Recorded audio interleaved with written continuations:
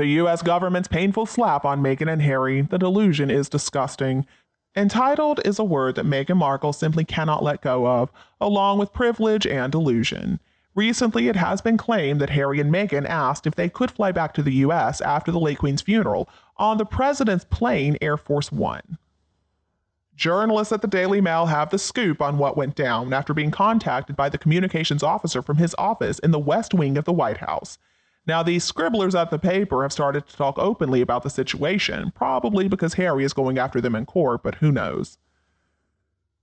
The negative feelings between the royals and the Sussexes got a lot worse when Charles told Harry that he was welcome to head up to Balmoral to be with his grandmother for the very last time, but it had to be, quote, without that bloody woman. Well, we can only guess what Meghan had to say when Harry told her what his father said.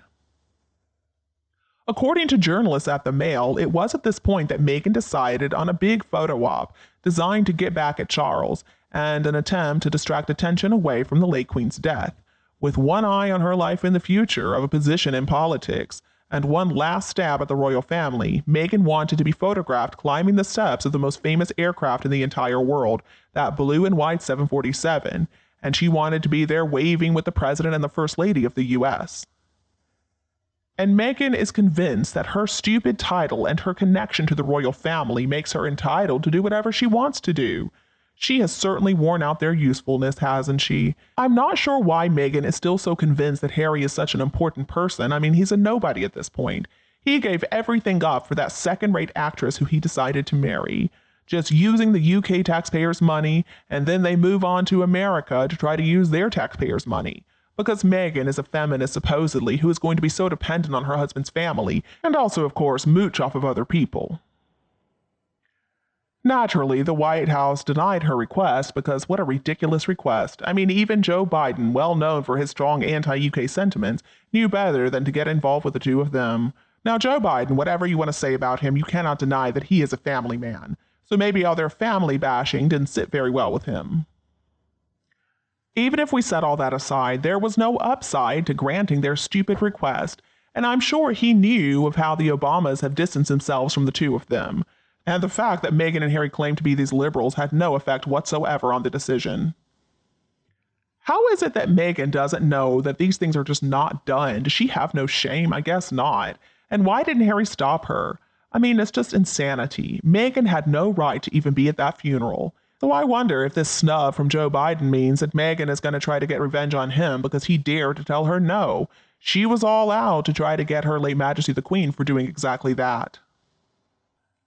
And how absurd that Meghan and Harry really had the nerve to believe they could just fly with the president on Air Force One. I mean, what is wrong with their brains? American taxpayers are responsible for all the expenses incurred by that plane, both at home and abroad. And Meghan was trying to grift off the taxpayers of America. My goodness. I am so glad the White House told her absolutely not. Just imagine if they had asked Donald Trump, but I don't even think they would have. Now, Trump already told Piers Morgan that Harry was whipped like no person I think I've ever seen. And he said, I've been a very good predictor. I've predicted almost everything. It'll end, and it'll end bad. And he also said, I wonder if Harry's going to go back on his hands and knees and say, please. You know, I think Harry's been led down a path. So it's obvious Trump doesn't like her either.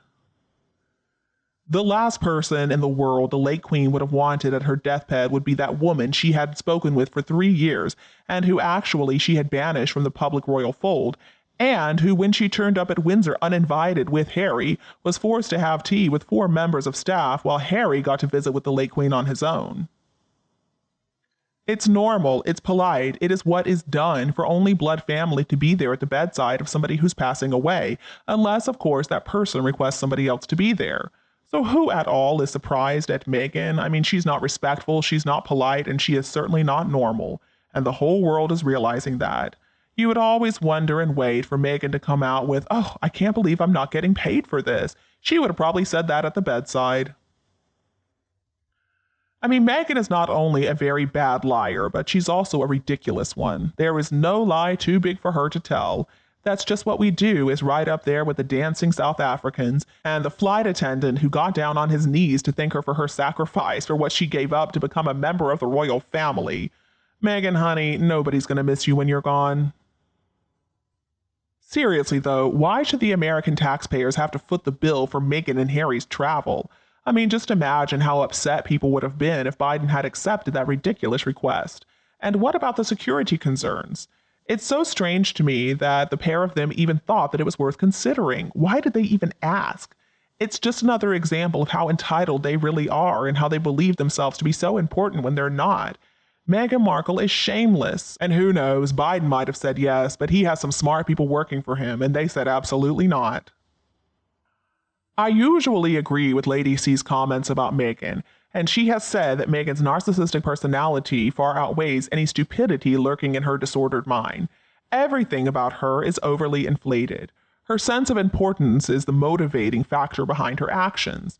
Now, she stops at that point with no consideration as to whether or not her requests would actually be met with agreement. She just believes they should be, and so therefore she's going to put them out there. Meghan has convinced herself that she is so much more intelligent than anyone else, and that always results in her being humiliated in front of the entire world. Meghan was the one who came up with this little stunt. She thought that President Biden and his wife would just go along with whatever she wanted. But instead, we all see her once again as this sociopathic, greedy grifter because that is what she is. How many times does Meghan have to be humiliated before she finally realizes that she's a nobody? She has no power, she has no standing, and she has nothing to offer. And honestly, folks, I'm just getting bored with it. She is not interesting to me anymore. This is basically just a soap opera that has run its course. The soap opera writers aren't interested in doing any writing anymore. It's just the same old boring stuff over and over again. I'm just ready for them to come to an end once and for all. When I'm doing my gossip reading, I always find their names, but really it looks to me like they're just a duke and duchess going about their normal lives. And hate, my friends, is not the opposite of love. The opposite of love is actually indifference. By their own behavior, they have now lost one of their most devoted critics. And I want to show not only delusions, but also how far out of her depth Meghan really is. When the late Queen was working with ministers discussing the funeral, the minister suggested that the royal train carry the coffin. Except this little old lady, she put her foot down and she said something famous. If it's good enough for my lads, it's good enough for me. And this was the late Queen, the woman who was basically the queen of the world. Because basically anywhere in the world, if you talk about the queen passing away, they're going to know which queen you're talking about. Statesmen and entire countries referred to her as a parting gift from a grateful nation. Just look at the tail number on that plane. I simply don't know why Meghan has decided to wage a war against this family. She is never going to win. And you, do you agree with these views in my video? Please tell me your opinion below in the comments. Don't be afraid to like and share my video with your friends and relatives who need it if you preferred it today. And don't be afraid to click the subscribe button to get more updates in the future. Thank you so much for tuning in, have a lovely weekend, and we'll be back to see you all tomorrow.